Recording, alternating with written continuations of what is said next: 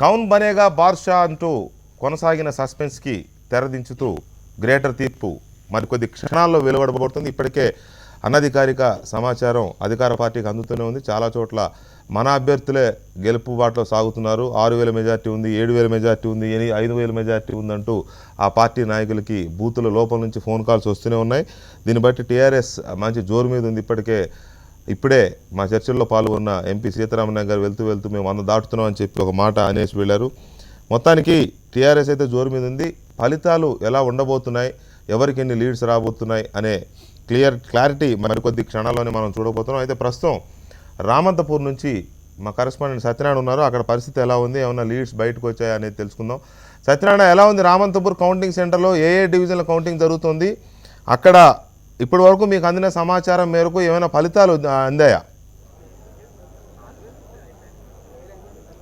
అంటే ఇప్పటి వరకు రామంతపూర్ కౌంటింగ్ కేంద్రం నుంచి అధికారికంగా ఫలితాలు ఇంకా వెలువడలేదు.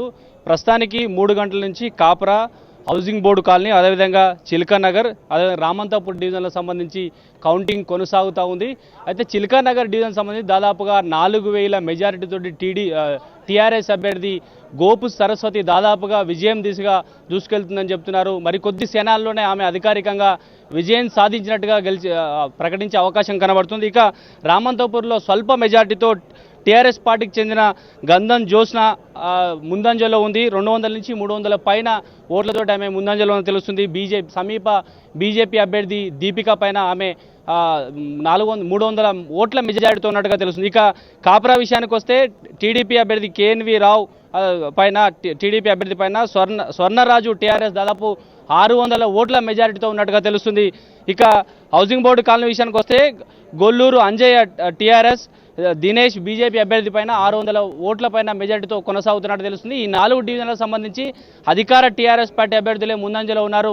చిలకనగర్ అభ్యర్థి మరికొద్దిసేపట్లో అధికారికంగా ప్రకటించే అవకాశం కనబడుతుంది. అది ఇప్పటివరకు సాయంత్రం 5 గంటల వరకు ఫలితాలు వెల్లడించాలని చెప్పడంతో 4 డివిజన్ల కౌంటింగ్ కొనసాగుతుంది. మరికొద్ది క్షణాల్లో అధికారికంగా అభ్యర్థులను కూడా ప్రకటించే అవకాశాలు కనబడుతున్నాయి. వెంకటకృష్ణ, రైట్. టీఆర్ఎస్ శ్రేణులు ఏం చెప్తున్నాయి? అనుకున్న స్థాయిలోనే ఉన్నాయనుకుంటున్నారా? మెజారిటీస్ ఇంకా తగ్గాయని కానీ అనుకున్న దానికంటే ఎక్కువ వచ్చాయని కానీ ఏమైనా అనుకుంటున్నారా? అంటే ఉప్పల్ నియోజకవర్గంలో దాదాపుగా టీఆర్ఎస్ పార్టీకి మొదటి నుంచి హవా కొనసాగుతుందనే అధికార పార్టీ ధీమాతో ఉంది. ఇదే నియోజకవర్గంలో మేయర్ అభ్యర్థిని కూడా రంగంలో దించిందని ఒక ప్రచారం చేస్తుంది.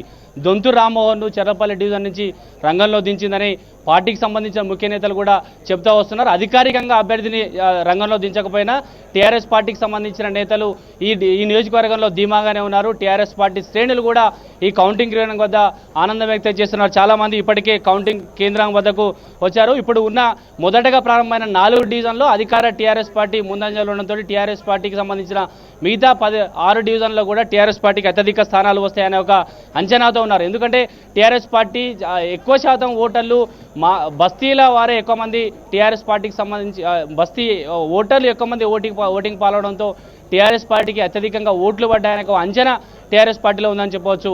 Venkatakrishna, right. Thank you very much Satyanarayana. ఇక